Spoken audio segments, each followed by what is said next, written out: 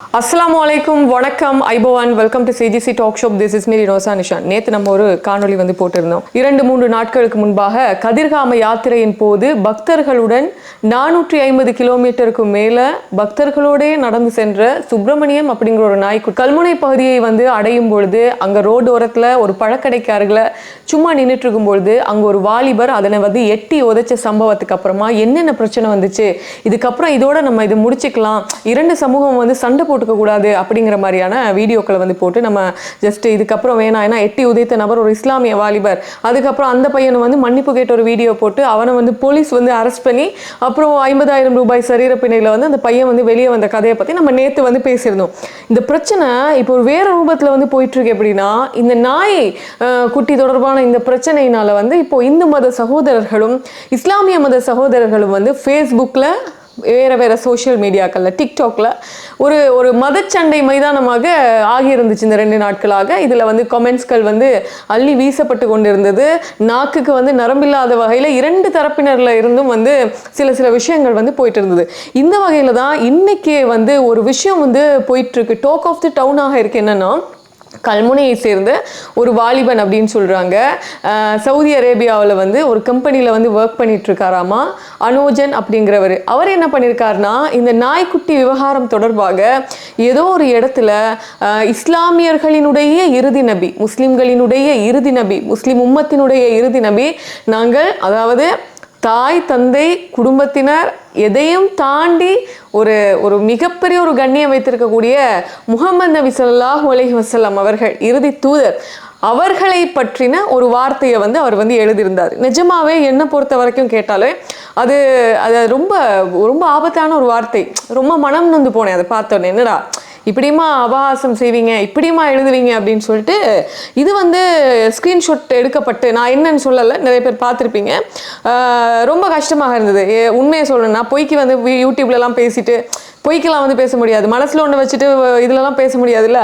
அப்போ நானும் ரொம்ப கவலைப்பட்டேன், என்னப்பா இப்படியெல்லாம் பேசி வச்சுருக்காங்க அப்படின்னு சொல்லிட்டு. பட் இந்த விஷயம் அந்த கமெண்ட், அந்த அனோஜன் அப்படிங்கிற தம்பி என்ன பண்ணியிருக்காருன்னா, போட்ட கமெண்ட்டு ஸ்க்ரீன்ஷாட் எடுக்கப்பட்டு இப்போ ஒரு பல்வேறு பிரச்சனைகளுக்கு முகம் கொடுத்துட்டு வர்ற அளவுக்கு அனோஜனுக்கு இந்த பிரச்சனை போயிருக்கு. என்னன்னா, இஸ்லாம் மார்க்கம் அப்படிங்கிறது அழகையும் பண்பாடையும் மன்னிப்பையும் ஒரு நல்லிணக்கத்தையும் விரும்பக்கூடிய ஒரு மார்க்கம். அதனால இப்போ என்னுடைய சார்பில் நான் சொல்லக்கூடிய விஷயம் என்னன்னா, போதும், அந்த பையனை விட்டுருங்க. என்னன்னா, இப்போ அனோஜன் போட்ட அந்த பதிவுக்கு அப்புறமாக இப்போ அவரை அங்கே அரெஸ்ட் பண்ண போறதாக சொல்லப்படுது. ஏன்னா அவர் விட்ட வார்த்தை ரொம்ப ரொம்ப ஆபத்தான ஒரு வார்த்தை, ரொம்ப வெறுக்கத்தக்க ஒரு வார்த்தை. யாரும் அப்படி சொல்ல மாட்டாங்க. உங்களுக்கு உங்களுடைய மார்க்கம், எங்களுக்கு எங்களுடைய மார்க்கம் அப்படிங்கிற வகையில் உங்களுடைய கடவுள்களை யாரும் நிந்திக்க கூடாது அப்படிங்கிறத நாங்கள் நினைக்கிறோம். அதே மாதிரி எங்களுடைய கடவுளையோ எங்களுடைய இறுதி தூதரையோ யாராவது தேவையற்ற வார்த்தையால் நிந்தித்தால் அது மிகவும் மனதுக்கு ஒரு மிகப்பெரிய ஒரு வேதனையை கொடுக்கக்கூடியதாக இருக்கும். அந்த வகையில் தான் முஹம்மது நபி ஸல்லல்லாஹு அலைஹி வஸல்லம் அவர்களினுடைய ஒரு பேருக்கு ஒரு இதுக்கு இழுக்கு ஏற்படுத்தக்கூடிய வகையில் ஒரு விதமான ஒரு கமெண்ட்டை பண்ண அனோஜன் அவர்களுக்கு இப்போ மிகப்பெரிய எகெயின்ஸ்ட் போயிட்டு இருக்கு. இதுல என்னன்னா, இந்து மத சகோதரர்கள் கூட, தம்பி அனோஜன், நீ செஞ்சிருக்க கூடாது, நீ இப்படி ஒரு வார்த்தையை பேசியிருக்க கூடாதுப்பா, நீ இருக்கிறது சவுதி அரேபியாவில், அந்த நாட்டு சட்ட திட்டங்கள் ரொம்ப கடுமையானது, நம்ம நாடு சட்டங்கள் மாதிரி கிடையாது, நீ அங்க இருந்துட்டு இப்படி ஒரு வார்த்தையை பேசிருக்கியே, நாளைக்கு அது உனக்கே நாளைக்கு ஏதாச்சும் ஒன்று ஆயிடுச்சுன்னா நீ என்ன பண்ண போற அப்படிங்கிறத உடனே அந்த பையனுக்கு என்ன பண்ணியிருக்காங்கன்னா, நிறைய பேர் போயிட்டு இன்பாக்ஸ் பண்ணியிருக்கலாம்னு சொல்லிட்டு பண்ணலாம் அப்படின்னு சொல்லி ட்ரை பண்ணியிருக்காங்க. எஃபி அக்கௌண்ட் ஒர்க் பண்ணல. அதுக்கப்புறம் இன்னைக்கு டிஜிட்டல் கிரியேட்டர் ஆக்டிவிஸ்ட் ராஜ்குமார் ரஜீவ்காந்த் ஒரு வீடியோ போட்டிருந்தாரு. என்ன இப்படி பண்ணிட்டீங்களே, ஏற்கனவே இந்த நாய்க்குட்டினால 2 சொசைட்டிக்குள்ளே 1008 பிரச்சனை வந்திருக்கு, இப்போ நான் வெளிவிவகார அமைச்சர் கிட்டலாம் பேசியிருக்கேன், அதோட அருண் ஹேமச்சந்திரா அவர்கள்கிட்டே நான் பேசியிருக்கேன், அவரை அரெஸ்ட் பண்ண போறதாக தகவல், அவங்க வீட்டில இருந்து எனக்கு ப்ரெஷர் வந்திருக்கு அப்படின்னு சொல்லிட்டு. என்னன்னா, இது இப்போ ஒரு இஸ்லாமிய நாட்டில், நம்ம இலங்கை அப்படிங்கிறதினுடைய அரசியல் அமைப்பு வேற, அங்க குர்ஆனினுடைய சட்டத்திட்ட திட்டங்களுக்கு அமைய தான் ஆட்சியை வந்து அவங்க பண்ணிட்டு இருக்காங்க.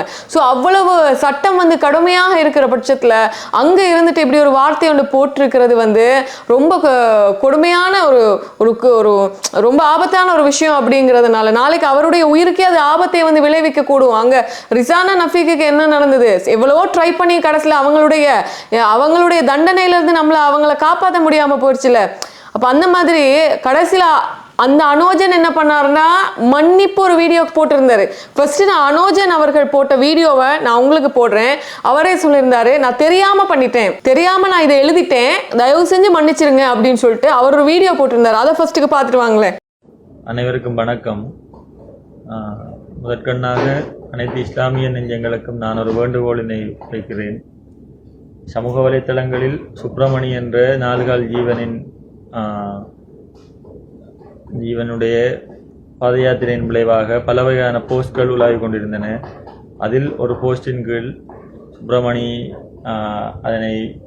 அதை பற்றி இழிவாக ஒரு நபர் பேசியிருந்தார். அவர் மீது இருக்கும் கோபத்தில் நான் முகமது நபி அவர்களை தவறாக கொமெண்ட் பண்ணிவிட்டேன்.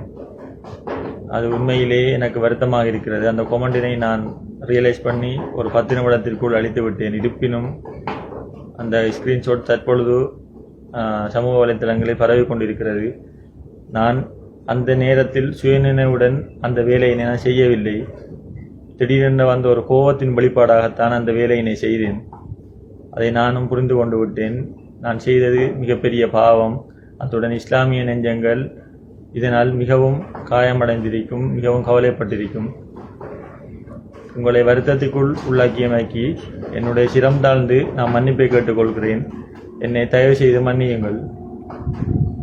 அதுக்கப்புறம் ராஜ்குமார் ரஜீவ்காந்த் அவர்கள் வந்து வீடியோ வந்து போட்டிருந்தாரு. அதையும் கொஞ்சம் பார்த்துட்டு வாங்களேன். வணக்கம். உங்களுக்கு தெரியும், இந்த கடந்த சில நாட்களாக கதிர்காம யாத்திரைக்கு சென்றவர்கள் அவர்களோடு சுப்பிரமணி என்கின்ற பெயரிட்ட ஒரு நாயை அழைத்து சென்றிருந்தார்கள். அது கல்முனை என்கின்ற பிரதேசத்திலே ஒருவரால் அந்த நாய் தாக்கப்பட்ட பொழுது மிகவும் மத வெறுப்போடு கூடிய பிரச்சாரங்களை பலரும் முன்னெடுத்து கொண்டிருந்தார்கள். இன மத நல்லிணக்கத்தை சீர்குலைக்கின்ற வகையிலே பேசி கொண்டிருந்தார்கள். தமிழர் தரப்பும் முஸ்லீம் தரப்பும் ஒரு புரிந்துணர்வற்ற நிலையிலே மோதிக்கொள்வது உண்மையில் ஒரு அர்த்தமற்ற ஒரு செயற்பாடு. அதுவும் குறிப்பாக ஒரு தனிப்பட்ட சம்பவம், ஒரு நபர் வேண்டுமென்றே குறித்த ஒரு மதத்தை இழிவுபடுத்த வேண்டும் என்றோ அல்லது அல்லது ஒரு இனத்துக்கு முரணாகவோ இதனை செய்யாத நிலையிலே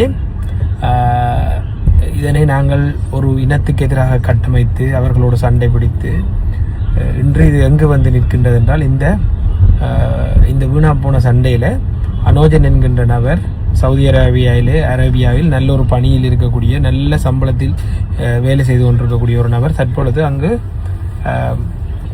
ஒரு இக்கட்டான நிலையில் சிக்கப்பட்டிருக்கின்றார். அவரை இப்பொழுது அங்கு கைது செய்வதற்கான நடவடிக்கைகளுக்காக அழைத்து சென்று கொண்டிருப்பதாக அவரது உறவினர்கள் சிலர் என்னோடு தொடர்பு கொண்டு கதைத்தனர். உண்மையில் எங்களை பார்த்தா உங்களுக்கு எல்லாம் என்ன பைத்தியமாய் தெரியுதா? ஏனென்றா நீங்கள் செய்கிற அர்த்தமற்ற வேலைகளில் கடைசியில் எங்கள்கிட்ட வந்து உதவி கேட்கறதும், நாங்கள் இதை எடுத்து இப்போ நான் அருண்ஹேமச்சந்திரா மினிஸ்டருக்கு இந்த விஷயத்தை அனுப்பியிருக்கிறேன். இப்போ இந்த மாதிரி கேவலமான வேலைகளை நீங்கள் செய்கிறது, அதுக்கு பிறகு நாங்கள் வேலையேற்றவர்கள் மாதிரி இதுக்கு பின்னால் அலைகிறது, இது ஒரு பொறுப்பற்ற தனம். ஒரு இன்னொரு மதத்தை அவங்க நம்பிக்கையை இழிவுபடுத்துறது, இவ்வளோ கேவலமாக ஃபேஸ்புக்கில் சண்டை பிடிக்கிறது உங்களுக்கு ஒன்று நடக்காத நினச்சி கொண்டு செய்கிறீங்க. இப்படி மோசமான வேலைகளை நீங்கள் செய்கிறதால உங்களோட குடும்பத்துக்கும் ஒட்டுமொத்த இனத்துக்கும் அந்த மதத்துக்கும் எல்லாத்துக்குமே ஒரு பிரச்சனையாக தான் போகுது. அதுவும் சவுதி அரேபியாவில் வேலை செஞ்சு கொண்டு அங்கே இருக்க முஸ்லீம் நண்பர்களோட பழகிக்கொண்டு அவங்களோட நம்பிக்கையை விட இழிவுபடுத்தி கதைக்கிறது இன்னும் கேவலம். எப்படி செய்தாலுமே கேவலம் தான். இது இன்னும் மோசம். இன்றைக்கு அந்த நாட்டில் சட்டத்திட்டங்களை விட கடினமானது எங்களுக்கு நன்றாக தெரியும். இதுல இருந்து இப்படி வேற மீட்டெடுக்கிறதுன்னு எனக்கிட்ட தெரியல. இங்க பாதிக்கப்பட்ட அல்லது இதனால மனம் நொந்தவர்கள் இதுக்கு எதிராக எழுதி கொண்டே இருக்கிறார். ஒரு சாதாரண பிரச்சனை, ஒரு நாய்க்கு அடிச்ச பிரச்சனையை வந்து அந்த இடத்திலேயே 2 தரப்பும் அமைதியான முறையில பேசி தீர்த்திருக்கணும். மூளை இருக்கிற மனிதர்களாக கொஞ்சமாவது அறிவு இருக்கிறவங்களா செயல்படுங்க. நாய் நன்றி உள்ளதா தான் இருக்கு, நல்லா தான் இருக்குது. மனிதர்கள் தான் இவ்வளவு சீரழிஞ்சு போயிருக்கிறீங்க. இந்த கேவலங்களும் உண்மையா நாங்களும் எத்தனை பிரச்சனைகளை தான் பாக்குறேன்னு தெரியல. விதம் விதமா பிரச்சனை கொடுக்காதீங்க. இதுக்கு எனக்கு தெரியல, இது எப்படி அவருக்கு அனோஜனுக்கு எப்படிப்பட்ட முடிவு வரும்னு எனக்கு தெரியாது. நான் அமைச்சருக்கு தெரியப்படுத்தி இருக்கேன், பார்ப்போம். அதனால அனோஜன் வந்து பகிரங்கமாக மன்னிப்பு கேட்டதுக்கு அப்புறமும் சில இஸ்லாமியர்கள் வந்து என்ன சொல்றாங்கன்னா, இந்த சகோதரனை வந்து மன்னித்து விடுங்கள், அவர் மன்னிப்பும் கேட்டு விட்டார், ஏதோ தெரியாமல் பேசிவிட்டார், அவருக்கும் குடும்ப பிள்ளைகள் இருக்கு, இதற்கு மேல் இவர் மீது கோபத்தை அள்ளி எறிய வேண்டாம் அப்படிங்கிற மாதிரியும் சார்பாகவும் நிறைய பேர் வந்து அனோஜனுக்கு ஆதரவாக சொல்லியிருக்காங்க. என்னன்னா, அவன் வந்து தெரியாம ஒரு வார்த்தையில வந்து அவன் விட்டுட்டான் அந்த வார்த்தையை, ஆனா அது எங்க போய் முடிய போகுதுன்னு தெரியல, தயவு செஞ்சு இதோட நிறுத்திக்குவோம், சட்டம் பார்த்துக்கட்டும், ஆனா நம்ம வந்து வெறுப்புகளை வந்து கக்க வேண்டாம் அப்படின்னு சொல்லிட்டு. அதுக்கப்புறம் முகமது பின் லத்தீப் அப்படிங்கிற ஒருத்தர் வந்து ஒரு பெரிய போஸ்ட் போட்டிருந்தாங்க. உணர்ச்சிகளின் கொந்தளிப்பில் விவேகத்தை இழப்பதும் மதவாதம் மற்றும் இனவெறியின் பிடியில் சிக்கி தவிப்பதும் ஒரு மனிதனின் வாழ்க்கையை எவ்வளவு கொடூரமான இருளுக்குள் தள்ளிவிடும் என்பதற்கு அனோஜன் சிவராஜ் என்ற இளைஞனின் தற்போதைய நிலை ஒரு மாபெரும் எச்சரிக்கை பாடம். கை நிறைய சம்பளம், பாதுகாப்பான எதிர்காலம் என எல்லாமே கைகளில் இருந்தும் ஒரு நொடி பொழுதில் ஏற்பட்ட மதம் மற்றும் இனரீதியான உணர்ச்சி வசப்படல் அவரது ஒட்டுமொத்த வாழ்வாதாரத்தையும் தலைகீழாக மாற்றிவிட்டது. இன்று அவர் தன் வேலையை இழந்தது மட்டுமன்றி இனி எந்த ஒரு அரபு நாட்டிற்குள் நுழைய முடியாத அளவிற்கு தன் எதிர்கால கதவுகளையும் தானே மூடிக்கொண்டிருக்கிறார். மதவாதமும் இனவெறியும் மனிதனை அழிக்கும் ஆயுதங்கள். மனிதன் உணர்வுகளால் ஆனவன் என்பது உண்மைதான். ஆனால் அந்த உணர்வுகள் அறிவினால் கட்டுப்படுத்தப்படாத போது அவை மனிதனை நல்வழிப்படுத்துவதற்கு பதிலாக அவனையே சுட்டெரிக்கும் தீயாக மாறிவிடுகின்றன. இன்று உலகெங்கிலும் பரவி வரும் மதவாதமும் இனவெறியும் அத்தகையதொரு ஆபத்தான தீயாகும். இதற்கு இன்றைய சாட்சிதான் தன் கைகளில் இருந்த வளமான வாழ்க்கையை ஒரே ஒரு கண நேர உணர்ச்சி வாசப்படலால் இழந்து நிற்கும் இளைஞன் அனோஜன் சிவராஜின் கதை. நவீன உலகம் நமக்கு சிறந்த கல்வியையும் தொழில்நுட்பத்தையும் உலகளாவிய வேலை வாய்ப்புகளையும் வழங்கியிருக்கிறது. ஆனால் இவற்றுடன் சேர்ந்து சகிப்புத்தன்மையையும் பிற மதங்கள் மற்றும் இனங்கள் மீதான மரியாதையும் நாம் வளர்த்து கொள்ள தவறிவிடுகிறோம். கை நிறைய சம்பளம் வாங்கும் ஒரு வேலையில் அமர்வது என்பது சாதாரண விஷயம் அல்ல. அதற்கு பின்னால் பல வருட உழைப்பும் பெற்றோரின் தியாகமும் கலந்திருக்கிறது. இருப்பினும் சமூக ஊடகங்களின் தாக்கத்தாலோ அல்லது தங்களுக்குள் புதைந்து கிடக்கும் தீவிரமான சிந்தனைகளாலோ இளைஞர்கள் பலர் தங்கள் சுய கட்டுப்பாட்டை இழக்கிறார்கள். மத மற்றும் இன ரீதியான வெறுப்பு பிரச்சாரங்களுக்கு அடிமையாகி மாற்று தரப்பை தாழ்த்தி பேசும்போது அவர்கள் தங்களின் நாகரிகத்தையும் தார்மீக பொறுப்பையும் மறந்து விடுகிறார்கள். அதன் விளைவு அனோஜன் சிவராஜை போல் தன் வாழ்நாளில் சேர்த்த அத்தனையும் ஒரு சில நிமிடங்களில் இழந்துவிட்டு நடுத்தருவில் நிற்கும் நிலைதான் மிஞ்சுகிறது. மதவாதமும் இனவெறியும் ஒரு தனி மனிதனுக்குள் ஊடுருவும் பொழுது அது அவனை பிற சமூகங்களில் இருந்து முற்றிலுமாக தனிமைப்படுத்துகிறது.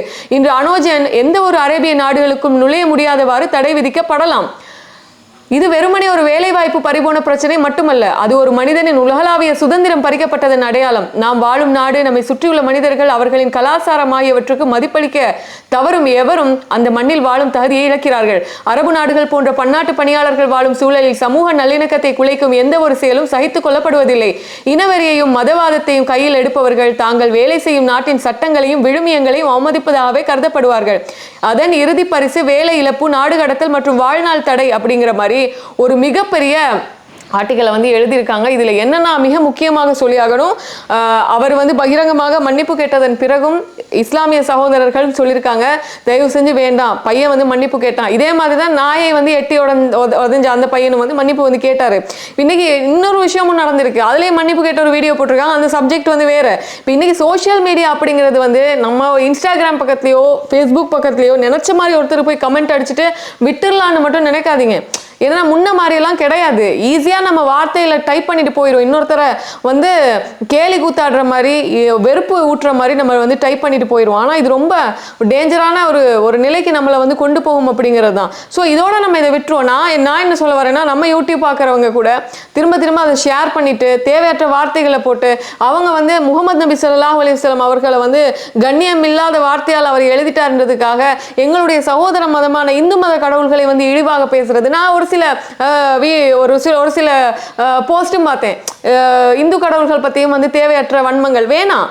அவங்களுக்கு அது பெருசுனா, நமக்கு நம்மளுடைய கடவுள் பெருசுனா, தூதர் பெருசுனா அவங்களுக்கு அது பெரிய விஷயம். கடைசியில் அந்த பையன் ஒரு தனிப்பட்ட நபர் செஞ்சதுக்காக வந்து ஒட்டுமொத்த சமூகத்தையும் போட்டு தாக்குறது அப்படிங்கிறது வந்து போய் ஒரு தேவையற்ற விஷயமாக இருக்கு. நம்ம நாட்டில் வந்து நம்ம தமிழர்களாக இருந்துட்டு இருக்கோம். இந்து மதத்தவரோ இஸ்லாமிய மதத்தவரோ ரொம்ப ஒற்றுமையாக வாழ்ந்துட்டு இருக்கோம். அந்த ஒற்றுமையை வந்து குலைக்கும் வகையில் வந்து தயவு செஞ்சு ஈடுபடாதீங்க. இதோட இதை நம்ம நிறுத்திக்கும் அப்படின்னு வந்து சொல்லிக்க விரும்புகிறோம். அதே நேரத்தில் தான் இன்னைக்கு இந்த மிஸ்டர் கொத்து அப்படின்னு சொல்லக்கூடிய ஒரு பிரபலமான ஒரு ரெஸ்டாரண்ட் இருக்கு நம்ம நாட்டில், அதனுடைய உரிமையாளர் விராஜ் விக்ரமநாயக்கவை வந்து அரெஸ்ட் பண்ணி அதுக்கப்புறம் அவரை வந்து பெயில் கொடுத்துட்டாங்க. என்னன்னா ஒரு 2-3 நாட்களுக்கு முன்பாக இது நடந்த சம்பவம் வந்து மே மாதம் 5ஆம் தேதி நடந்திருக்கு. அதுக்கப்புறம் வந்து சோசியல் மீடியாவில் வைரல் ஆனது லாஸ்ட் வீக்.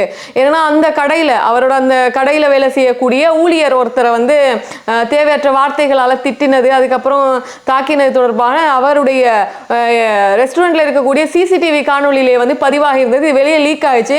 அதுக்கப்புறம் அந்த ஏச்சி வாங்கின பையனே ஒரு வீடியோ போட்டான், நான் தான் அதில் வந்து ஏச்சி வாங்கினேன் அப்படின்னு சொல்லிட்டு. இப்படி தனக்கு கீழே வேலை செய்யக்கூடியவர்களை வந்து கண்ணியமில்லாத வகையில் நடத்துவதும் இழிவாக வந்து நடத்துவதும் வந்து ஒரு ரெஸ்டாரண்ட் உரிமையாளரினுடைய போக்காக இருக்கு அப்படின்னு சொல்லிட்டு பல பேர் கண்டனங்களை வந்து தெரிவிச்சிருந்த டைம்ல இன்னைக்கு விராஜ் விக்ரமநாயக்க வந்து அரெஸ்ட் பண்ணி வெளியே வரும்போது அவர் சொன்ன விஷயம் என்னன்னா, ஆமா நான் செஞ்சது தவறு தான், என்னால் இது நடந்துருச்சு, இதுக்கு நான் தான் பொறுப்பெடுத்துக்கிறேன், ஆனால் நான் மன்னிப்பு கேட்டுக்கிறேன், என்னால் வந்து இப்படி நடந்ததுக்காக நான் மன்னிப்பு கேட்குறேன், இதுக்கப்புறம் ஒரு புதிய கொத்தோட வந்து நம்ம பயணிப்போம்னு சொல்லிட்டு.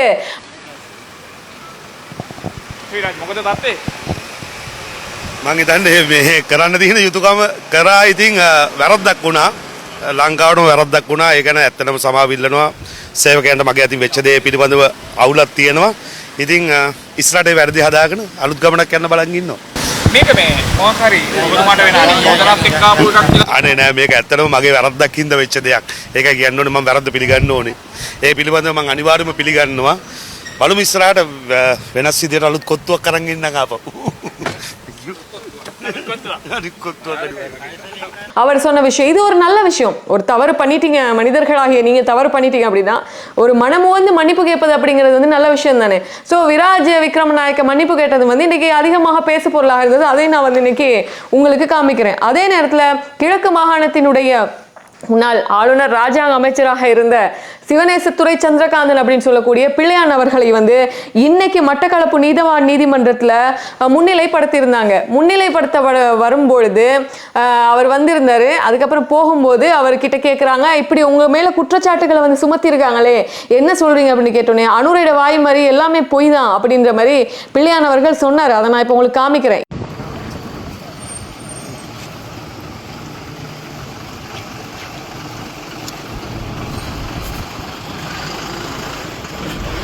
உங்கள் மீது அரசாங்கம் பல குற்றச்சாட்டுகள் முன்வச்சிருக்கு, என்ன சொல்லுவாருங்க? குற்றச்சாட்டு அனுரோட வாயை போல எல்லாமே போய் உங்களுக்கு சந்தோஷமான விஷயம் தானே.